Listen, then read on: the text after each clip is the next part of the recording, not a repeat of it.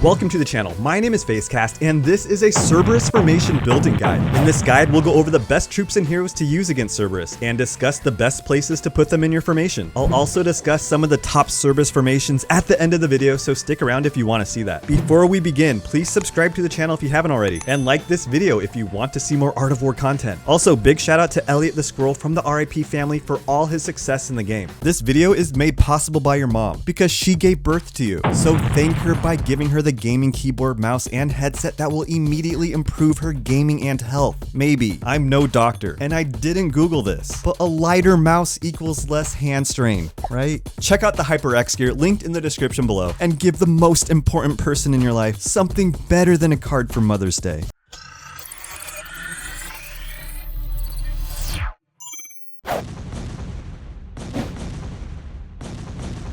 Let's start things off with troops that are found in the best Cerberus formations, where to position them, and what to replace them with. Pumpkin guards are tanks that taunt nearby enemies and reduce their attack every 3 seconds. They also have great health and defense, so they work great as tanks here. Try placing 1 to 4 pumpkin guards in the front 2 or middle rows. Pumpkin guards are not necessary and are hard to replace, but you can try switching them out with other tanks like stone golems, and maybe even single load melee troops with decent health like meteor golems and so on, but you may find yourself getting less damage. Brawlers provide shields that reduce damage and are generally good attacking units. They are ranked 6 when it comes to the most damage against Cerberus. Try placing anywhere from 3 to 8 brawlers in the front and middle rows. More than 4 brawlers may sound like a lot, but I've built formations with 7 or 8 brawlers in them that can get between 30 and 50 million damage. Nothing can really do what brawlers do, but paladins are kind of close because they also provide shields and they're ranked 13th when it comes to the most damage against Cerberus. However, there is a big drop off. I tested it. Paladins just won't keep your army alive longer than brawlers, and you're just going to get a lot less damage. Pilgrims are melee troops that heal nearby friendly units. Try using anywhere from 3 to 5 pilgrims in the front or middle rows alongside brawlers. I should also mention that when Stacy Lee won first place against Cerberus in season 52, she did not use any pilgrims. Pilgrims can be replaced with nuns and vice versa if healing is needed.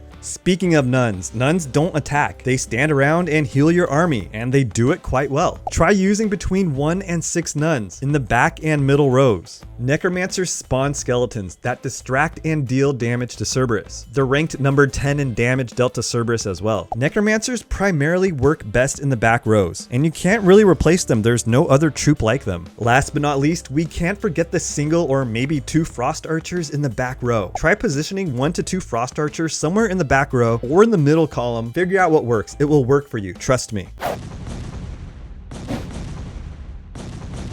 I ran tests analyzing the damage caused by each troop against Cerberus, and these are the results. In first place are Voodoo Dolls with a whopping 200,000 damage, followed by Peltists in second with 51,000 damage, and then Witchers, Frost Archers, Brawlers, Inquisitors, Ghost Assassins, Bandits, Necromancers, and Undead Soldiers. I will leave a link to the spreadsheet in the description if you want to check out the damage caused by each troop. These are the troops you want to use alongside troops that support your army. For most players, these are the troops that are going to help you out the most and get you the most damage. And if you need to replace one of these troops, simply use the next one on the list. For example, if you don't have enough Voodoo Dolls, use Peltist and so on.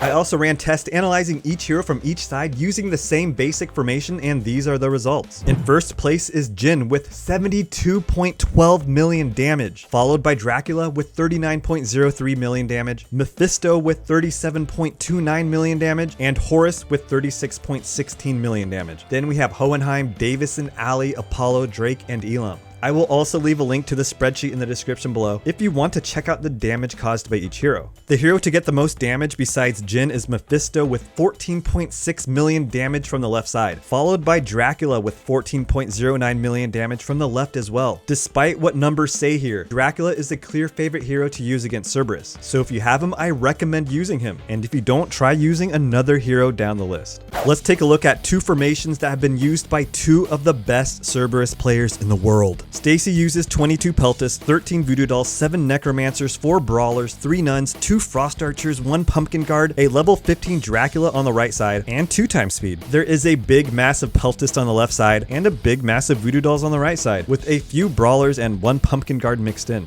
I can't really see W's formation in their video because it starts very late in the match. This player is very mysterious and I like their style. The troops shown in the video are necromancers, frost archers, nuns, brawlers, pilgrims, and voodoo dolls. Thanks for watching the video. If you have any tips or questions about Cerberus, leave them down in the comments below. And if you're still here and you haven't subscribed yet, please subscribe to the channel. I'll see you guys later.